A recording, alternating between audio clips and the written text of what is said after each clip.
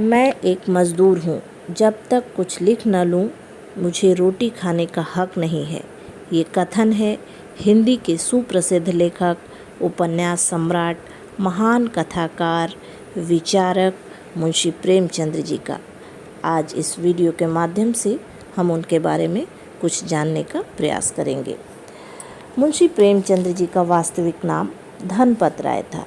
इनका जन्म 31 जुलाई 1880 को वाराणसी से लगभग 4 मील दूर लमही नामक गांव में एक कायस्थ परिवार में हुआ था। इनके दादाजी का नाम गुरु कीरत राय था, जो कि एक पटवारी थे, और पिता अजायब राय डाक मुंशी के रूप में कार्य करते थे। माताजी का नाम आनंदी देवी था। जब ये 7 वर्ष के थे तभी इनकी माता का देहांत हो गया। पिताजी ने दूसरा विवाह कर लिया। नई माँ का व्यवहार इनके प्रति अच्छा नहीं था, इसलिए इनके जीवन में स्नेह और प्रेम की कमी बनी रही। इनके पिताजी ने 15 वर्ष की अवस्था में ही इनका विवाह करा दिया। इनकी पत्नी इनसे उम्र में बड़ी थी। उसका व्यवहार भी परिवार के प्रति अच्छा नहीं था। परिणाम स्वरूप उनका संबंध अधिक समय तक नहीं चल सका और अंत में टूट गया। उस समय समाज में अनेक प्रकार की कुप्रथाओं का बोलबाला था। बहुविवाह, बाल विवाह, बेमेल विवाह आदि। विधवा विवाह तो पूर्ण रूप से निषेध और निंदनीय माना जाता था, लेकिन अपना पहला विवाह असफल होने पर इन्होंने निश्चय किया कि वह किसी विधवा से ही विवाह करेंगे। पश्चाताप करने के उद्देश्य से उन्होंने 1905 में शिवरानी देवी नामक एक बाल विधवा से विवाह कर लिया, जिससे कि इनकी 3 संतानें हुईं, श्रीपत राय, अमृत राय और कमला देवी। बचपन से ही प्रेमचंद्र जी को पढ़ने का बहुत शौक था। बचपन में ही इन्होंने पर्शियन, उर्दू, हिंदी और अंग्रेजी की कई किताबें पढ़ीं। पैसे की कमी के कारण पढ़ने के लिए इन्होंने बनारस में ही एक वकील के लड़के को ट्यूशन पढ़ाना शुरू किया, जहाँ पर इन्हें 5 रुपये मिलते थे। 2 रुपये से वो अपना घर चलाते थे और 3 रुपये घर भेज देते थे। फिर ये एक मिशनरी स्कूल में काम करने लगे, जहाँ इन्हें 18 रुपये मासिक वेतन मिलने लगा। फिर इन्हें सरकारी स्कूल में असिस्टेंट की नौकरी मिल गई। इसी समय उन्होंने अपना पहला उपन्यास असरारे मादिब लिखा, जिसे देवस्थान रहस्य कहते हैं। 1905 से वे राजनीति में जुड़ गए।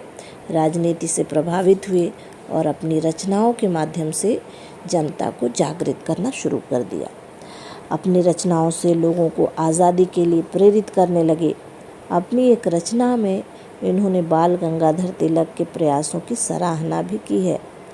उन्होंने एक कहानी दुनिया के अनमोल रत्न लिखी, जिसके अनुसार सबसे अनमोल वस्तु है अपने शरीर की आखिरी खून की बूंद, जिसे कि आज़ादी के लिए इस्तेमाल करना चाहिए, उन्होंने कहा। और ये बताया कि इसके लिए हम सबको एकजुट होना होगा। इस तरह के विचार ये अपनी रचनाओं में लिखने लगे, जनता तक पहुंचाने लगे अपने विचारों को। 1908 में नवाब राय का पहला उर्दू कहानी संग्रह सोजे वतन यानी देश का दर्द कहानी संग्रह था ये, जिसमें कि देश प्रेम की कहानियाँ थीं, वो प्रकाशित हुई। जब ये बात अंग्रेज़ों को पता चली तो उन पर जनता को भड़काने का आरोप लगाया गया और उनकी पुस्तकें जब्त कर ली गईं। लगभग 500 प्रतियाँ थीं जो कि जला दी गईं। अब वहाँ के जो कलेक्टर थे उन्होंने नवाब राय को यानी मुंशी प्रेमचंद जी को हिदायत दिया कि अब वे कुछ भी नहीं लिखेंगे, यदि लिखा तो जेल भेज दिया जाएगा। तभी उनके अजीज़ दोस्त मुंशी दया नारायण निगम ने उन्हें प्रेमचंद्र के नाम से लिखने की सलाह दी। इसके बाद उन्होंने प्रेमचंद्र के नाम से रचनाएं लिखना शुरू कर दिया। 1919 में इनका लिखा उपन्यास सेवा सदन सबको बहुत पसंद आया। ये किताब लाहौर में उर्दू में और कलकत्ता में हिंदी भाषा में प्रकाशित हुई। फिर इन्होंने इलाहाबाद यूनिवर्सिटी से बीए की डिग्री ली, पढ़ाई शुरू कर दी। 1921 में उन्होंने महात्मा गांधी के आह्वान पर अपनी नौकरी छोड़ दी और आर्थिक स्थिति से कमज़ोर होने लगे। इन्होंने फिल्म इंडस्ट्री में भी अपने कदम रखे।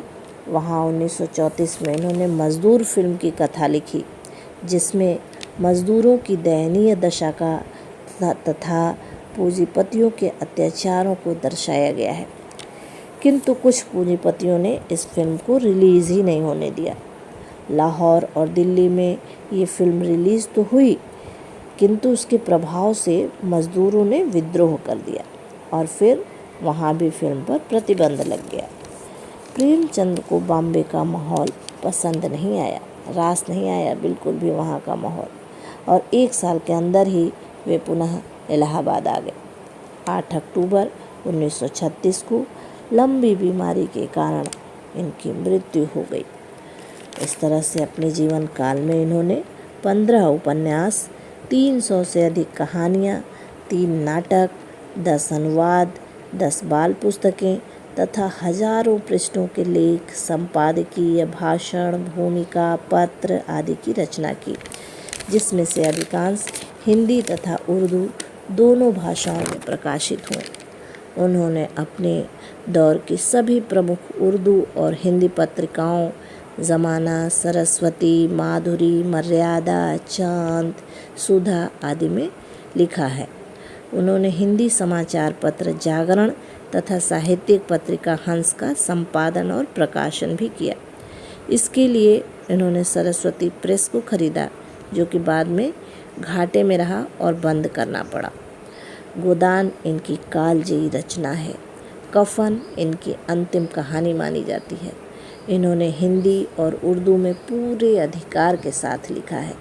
30 वर्षों की रचनात्मक जीवन में वे साहित्य की ऐसी विरासत सौंप गए जो गुणों की दृष्टि से अमूल्य है और आकार की दृष्टि से असीमित। इनका साहित्यिक 30 वर्षों का सामाजिक सांस्कृतिक दस्तावेज है, जिसमें उस दौर के समाज सुधार आंदोलनों, स्वाधीनता संग्राम तथा प्रगतिवादी आंदोलनों के सामाजिक प्रभावों का स्पष्ट चित्रण है।